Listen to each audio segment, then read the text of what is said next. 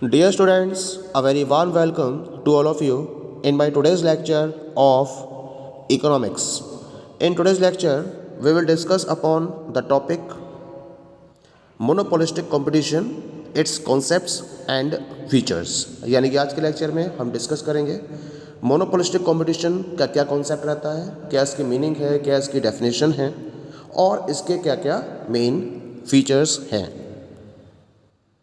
तो सबसे पहले हम बात करते हैं about the meaning and definition of monopolistic competition. Monopolistic competition is a middle ground between monopoly and perfect competition, a purely theoretical state, and combines elements of each. The term was first used in the 1930s by the economists Edward Chamberlain and John Robinson to describe the competition between firms with similar but not identical product offerings. All firms in monopolistic competition have the same relatively low degree of market power. They are all price makers. तो monopolistic है क्या? ये जो competition है वो एक तरीके से मोनोपोली और परफेक्ट कंपटीशन के बिल्कुल मिडिल ग्राउंड की सिचुएशन को डिफाइन करता है। परफेक्ट हमने पढ़ा था large number of buyers, large number of sellers, और मोनोपोली हमने पढ़ा था सिंगल सेलर। तो इन दोनों के बीच की स्टेट को डिफाइन किया जाता है मोनोपोलिस्टिक कंपटीशन से। इस टर्म को सबसे पहले 1930 में इकोनॉमिस्ट एडवर्ड चैम्बरलिन और जॉन रॉबिन्सन के द्वारा यूज़ में लाया गया था, जिन्होंने ऐसी फर्म्स के बीच के कंपटीशन को डिफाइन किया था जो सिमिलर लेकिन आइडेंटिकल नहीं थे, ऐसे प्रोडक्ट्स को ऑफर कर रही थी। मोनोपोलिस्टिक कंपटीशन में जितनी भी फर्म्स हैं सारी की सारी फर्म्स के पास low degree of market power available रहती है और ऑलमोस्ट जितनी भी फर्म्स हैं they all are the price makers. तो इसकी कुछ पर्टिकुलर एक डेफिनेशन है, इसको हम डिस्कस करेंगे। Monopolistic competition characterizes an industry in which many firms offer products और services that are similar but not perfect substitute. Barriers to entry and exit in a monopolistic competitive industry are low, and the decisions of any firm do not directly affect those of its competitors.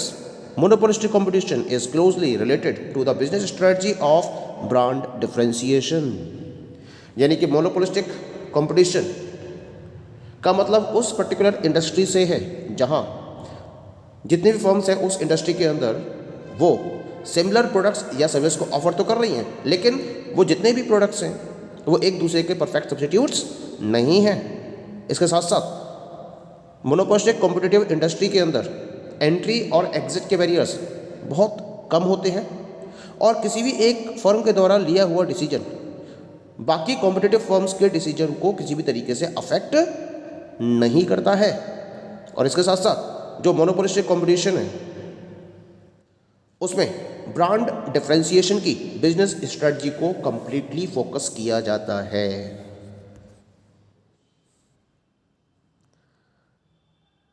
तो एक proper definition इसकी हम यहां represent करेंगे, define करेंगे in this way.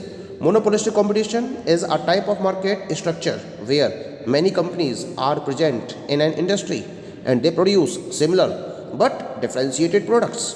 None of the companies enjoy a monopoly and each company operates independently without regard to the actions of other companies. The market structure is a form of imperfect competition. तो ये एक proper definition है जहां हम almost सारे features को include कर लेते हैं मोनोपोलिस्टिक कंपटीशन के। तो इसका मतलब मोनोपोलिस्टिक कंपटीशन उस टाइप के मार्केट स्ट्रक्चर को डिफाइन करता है जहां बहुत सारी कंपनीज एक इंडस्ट्री के अंदर प्रेजेंट होती हैं, यानी कि large number of sellers available होते हैं और वो सारे के सारे सेलर्स सिमिलर प्रोडक्ट्स को प्रोड्यूस कर रहे हैं लेकिन डिफरेंशिएटेड होते हैं। फिर भी सिमिलर है लेकिन डिफरेंशिएटेड होते हैं। ये कोई भी कंपनी मोनोपोली को एंजॉय नहीं करती है और जितनी भी कंपनीज हैं वो इंडिपेंडेंटली वर्कआउट कर रही होती हैं और किसी एक का एक्शन बाकी फर्म्स के एक्शन पर किसी भी तरीके का इम्पैक्ट नहीं डालता है। जो मार्केट स्ट्रक्चर है वो एक तरीके से इम्परफेक्ट कंपटीशन की फॉर्म को डिफाइन करता है। तो हम ऐसे मार्केट स्ट्रक्चर को मोनोपोलिस्टिक कंपटीशन का नाम देते हैं। Now we will discuss about the examples of monopolistic competition. Some of the examples of industries in monopolistic competition include the following. कौन कौन सी हैं? जैसे आपने देखा होगा क्लॉथिंग एंड एपरल, ये कैसा है? ये मोनोपोलिस्टिक कंपटीशन या मोनोपोलिस्टिक इंडस्ट्री को डिफाइन करती हैं। ऐसे ही sports wear products, restaurants, hair dressers, PC यानी कि पर्सनल कंप्यूटर मैन्युफैक्चरर्स, ये सब किसके एग्जाम्पल हैं? ये सब मोनोपोलिस्टिक मार्केट के एग्जाम्पल्स हैं। Television services, all these are the examples of monopolistic competition. That is clear? यानी अगर देखा जाए तो ऑलमोस्ट जितने भी इंडस्ट्रीज हैं उनमें से मैक्सिमम इंडस्ट्रीज की अगर बात करी जाए तो मोनोपोलिस्टिक की कैटेगरी में ही काउंट की जाती हैं in the present scenario. Now we will discuss about the some of the features of monopolistic competition. तो जो हमने अभी तक कॉन्सेप्ट और एग्जांपल्स डिस्कस किए हैं मोनोपोलिस्टिक कंपटीशन के, उसको ध्यान में रखते हुए हम इसके कुछ पर्टिकुलर फीचर्स को भी यहाँ डिस्कस करेंगे। The very first one is the large number of sellers, the second one is the product differentiation, the third one is the selling cost, the fourth one is the freedom of entry and exit, the fifth one is the lack of perfect knowledge, the sixth one will be pricing decisions, and the last one will be non price competition। तो इन 7 features के basis पर हम monopolistic competition को और clearly discuss करेंगे। Now come to the very first one and this is the large number of sellers. There are large number of firms selling closely related but not homogeneous products. Each firm acts independently and has a limited share of the market. So, an individual firm has limited control over the market price. Large number of firms leads to competition in the market. Firms की quantity की बात की जाए तो large number of firms closely related products को cell कर रही होती हैं, लेकिन ये प्रोडक्ट्स होमोजेनियस प्रोडक्ट्स नहीं होते हैं। क्लोजली रिलेटेड है लेकिन एक दूसरे के परफेक्ट सब्स्टिट्यूट नहीं होते हैं। हर एक फर्म इंडिपेंडेंटली एक्ट करती है और उसके पास मार्केट का एक लिमिटेड शेयर अवेलेबल होता है। इसी वजह से मार्केट प्राइस के ऊपर किसी एक पर्टिकुलर फर्म का एक लिमिटेड कंट्रोल ही होता है, क्योंकि large number of firms available है मार्केट के अंदर और इसी वजह से मार्केट के अंदर एक कंपटीशन हमेशा बना रहता है। Now come to the second feature. The second feature is the product differentiation. Each firm is in a position to exercise some degree of monopoly in spite of large number of sellers through product differentiation. Product differentiation refers to differentiating the products on the basis of brand, size, color, shape, etc. The product of a firm is close but not perfect substitute of other firm। यानी कि जब हम monopolistic market की बात करते हैं तो यहाँ लार्ज नंबर ऑफ सेलर्स के अवेलेबल होने के बावजूद भी हर एक फर्म के पास कुछ ना कुछ डिग्री ऑफ मोनोपोली हमेशा रहती है, और ये जो डिग्री ऑफ मोनोपोली उनके पास अवेलेबल है ये उनके प्रोडक्ट डिफरेंशिएशन की वजह से होती है। क्योंकि जितनी फर्म्स हैं वो किसी ना किसी पर्टिकुलर बेसिस पर डिफरेंशिएटेड प्रोडक्ट्स को अवेलेबल करा रही होती है, चाहे वो ब्रांड के बेसिस पर डिफरेंशिएशन हो, चाहे वो साइज़ के बेसिस पर डिफरेंशिएशन हो, कलर के बेसिस पर, शेप के बेसिस पर, कोई भी फीचर हो सकता है, कोई भी यूनिक क्वालिटी हो सकती है, उसके बेसिस पर एक डिफरेंशिएटेड प्रोडक्ट को अवेलेबल कराया जाता है, जिसकी वजह से हर एक फर्म के पास कुछ ना कुछ एक डिग्री ऑफ मोनोपोली रहती है, जिसकी वजह से वो अपने प्रोडक्ट के प्राइस खुद डिसाइड कर सकती है और उसके पास मार्केट को कंट्रोल करने की कुछ ना कुछ एक्सरसाइज या पावर अवेलेबल रहती है इसी वजह से। हालांकि जो फर्म्स प्रोडक्ट्स अवेलेबल करा रही हैं मार्केट में वो क्लोजली रिलेटेड तो होते हैं लेकिन एक दूसरे के परफेक्ट सब्स्टिट्यूट नहीं होते हैं। Implication of product differentiation is that buyers of a product differentiate between the same products produced by different firms. Therefore, they are also willing to pay different prices for the same product produced by different firms. This gives some monopoly power to an individual firm to influence market price of its product. तो ये product differentiation ही होता है जिसकी वजह से जो product के buyers हैं वो डिफरेंट फर्म्स के द्वारा प्रोड्यूस किए गए सेम प्रोडक्ट्स के बीच में भी डिफरेंशिएशन क्रिएट कर लेते हैं। अगर प्रोडक्ट डिफरेंशिएशन नहीं होगा तो लगभग परफेक्ट मार्केट वाली सिचुएशन आ जाएगी, लेकिन प्रोडक्ट डिफरेंशिएशन होता है, इसी वजह से डिफरेंट फर्म्स के द्वारा प्रोड्यूस किए गए प्रोडक्ट्स को बायर्स आसानी से पहचान लेते हैं कि किस पर्टिकुलर सेलर ने कौन से प्रोडक्ट को प्रोड्यूस किया है या कौन सा प्रोडक्ट किस सेलर से रिलेटेड है। और इसी वजह से डिफरेंट फर्म्स के द्वारा प्रोड्यूस किए गए सेम प्रोडक्ट के लिए वो डिफरेंट प्राइजेस पे करने के लिए भी तैयार रहते हैं। और यही एक रीज़न होता है जिसकी वजह से जो फर्म्स हैं वो मोनोपोली पावर को एक्सरसाइज करती हैं और अपने अकॉर्डिंग प्रोडक्ट के प्राइस को डिसाइड कर लेती है।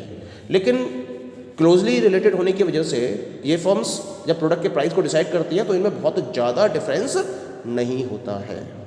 That is clear. Now come to the next feature, and this is the selling cost. Under monopolistic competition, products are differentiated and these differences are made known to the buyers through selling cost. Selling cost refers to the expenses incurred on marketing, sales promotion and advertisement of the product. Such costs are incurred to persuade the buyers to buy a particular preference to competitor's brand. Due to this reason, selling costs constitute a substantial part of the total cost under monopolistic competition. यानी कि monopolistic competition में खास बात क्या होती है, क्योंकि products क्या होते हैं डिफरेंशिएटेड वे में प्रोड्यूस किए जाते हैं और सेल किए जाते हैं, और बायर्स को आपको बताना है कि आपके प्रोडक्ट के अंदर डिफरेंशिएशंस अवेलेबल हैं। तो कैसे बताओगे?